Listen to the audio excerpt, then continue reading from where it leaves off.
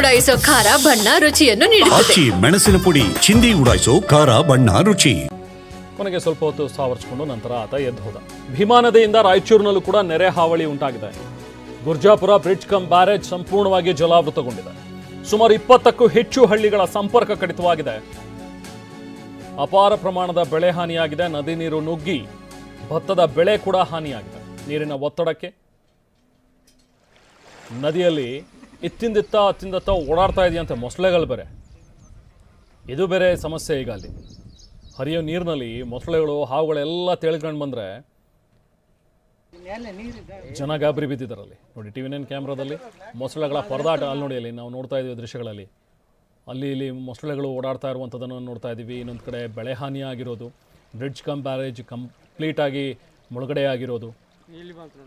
ಈಗ ಈ ಮೊಸಳೆಗಳು ಕೂಡ ದಡದತ್ತ ಬರ್ತಾ ಇದೆ. ಸ್ಥಳೀಯರು ಸಹಜವಾಗಿ ಆತಂಕಗೊಂಡಿದ್ದಾರೆ.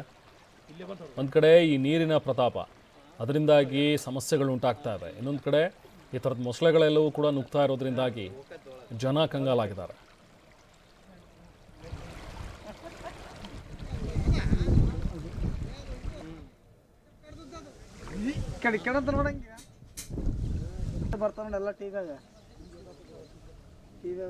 ಬ್ರಿಡ್ಜ್ ಕಮ್ ಬ್ಯಾರೇಜ್ ಮುಳುಗಡೆ ಆಗಿದೆಯಲ್ಲ, ಆ ಸ್ಥಳದಲ್ಲೇ ನಮ್ಮ ಪ್ರತಿನಿಧಿ ಭೀಮೇಶ್ ಪ್ರತ್ಯಕ್ಷ ವರದಿ ನೀಡಿದ್ದಾರೆ. ಬನ್ನಿ ನೋಡೋಣ.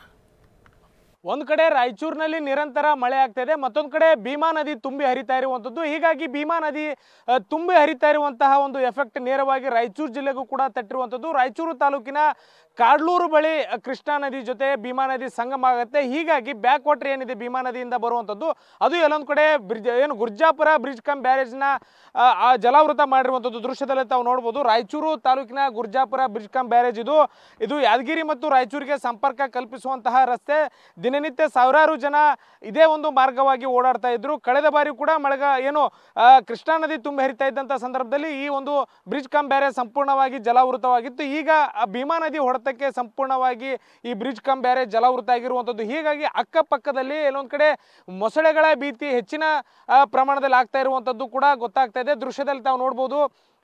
ನದಿಯಲ್ಲೇ ಮೊಸಳೆ ಏನಿದೆ, ಈ ನೀರಿನ ರಭಸಕ್ಕೆ ಯಾವ ಕಡೆ ಹೋಗ್ಬೇಕು ಅನ್ನೋಂಥದ್ದು ಕೂಡ ಮೊಸಳೆಗೆ ದೋಸ್ತಾ ಇಲ್ಲ ಅನ್ನುವಂಥದ್ದು. ಯಾಕಂತ ಹೇಳಿದ್ರೆ ನೀರಿನ ರಭಸ ಹೆಚ್ಚಾಗ್ತಾ ಇದೆ. ಒಂದು ಕಡೆ ನೀರಿನ ವಿರುದ್ಧ ದಿಕ್ಕಿನಲ್ಲಿ ಕೂಡ ಹೋಗಿ ಮತ್ತೆ ವಾಪಸ್ ಮೊಸಳೆ ಬರ್ತಾ ಇರುವಂಥದ್ದು. ಅಂದರೆ ಎಲ್ಲೊಂದು ಕಡೆ ನೀರು ಯಾವ ಕಡೆ ಸರಾಗವಾಗಿ ಹರಿಯುತ್ತೆ ಆ ದಿಕ್ಕಿನಲ್ಲಿ ಮೊಸಳೆಗಳ ಓಡಾಟ ಸದ್ಯ ಕಂಡು ಬರ್ತಾ ಇರುವಂಥದ್ದು.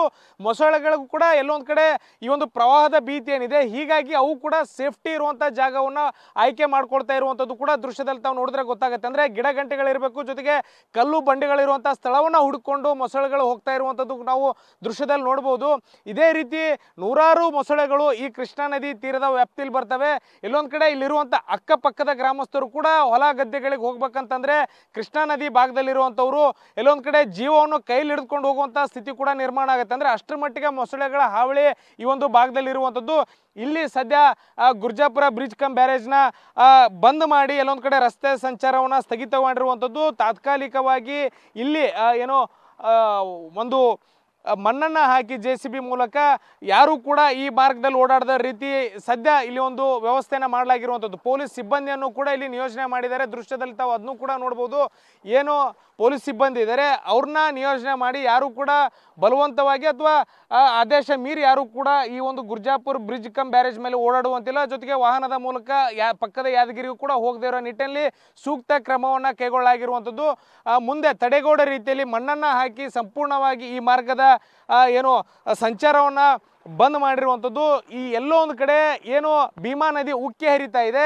ಇದಕ್ಕೆ ಸಂಬಂಧಪಟ್ಟಂತೆ ಸಾಕಷ್ಟು ರೀತಿಯಲ್ಲಿ ಸರಣಿ ಅವಾಂತರಗಳು ಸೃಷ್ಟಿ ಆಗ್ತಾ ಇದ್ದಾವೆ. ಒಂದು ಕಡೆ ರೈತರ ಪಂಪ್ ಸೆಟ್ಗಳು ಅಂದರೆ ನದಿ ತೀರದಲ್ಲಿ ಇರ್ತವೆ, ಅವು ಕೂಡ ಕೊಚ್ಕೊಂಡು ಹೋಗಿರುವಂಥ ಪ್ರಕರಣ ಕೂಡ ಬೆಳಕಿಗೆ ಬರ್ತಾ ಇದ್ದಾವೆ. ಮತ್ತೊಂದು ಕಡೆ ಹೊಲ ಗದ್ದೆಗಳಿಗೂ ಕೂಡ ನೀರು ನುಗ್ಗಿರುವಂಥ ನಿದರ್ಶನಗಳು ಕೂಡ ಇದ್ದಾವೆ. ಮತ್ತೊಂದು ಕಡೆ ಎಲ್ಲೊಂದು ಕಡೆ ಸಂಚಾರ ಬಂದ್ ಆಗಿರುವಂಥ ಕಾರಣಕ್ಕಾಗಿ ಯಾದಗಿರಿ ಮತ್ತು ರಾಯಚೂರಿಗೆ ಓಡಾಡುವಂಥ ಜನರೆಲ್ಲೊಂದು ಕಡೆ ಸುತ್ತಿ ಬಳಸಿ ಓಡಾಡುವಂತಹ ದುಸ್ಥಿತಿ ಸದ್ಯ ಇಲ್ಲಿ ನಿರ್ಮಾಣವಾಗಿರುವಂಥದ್ದು.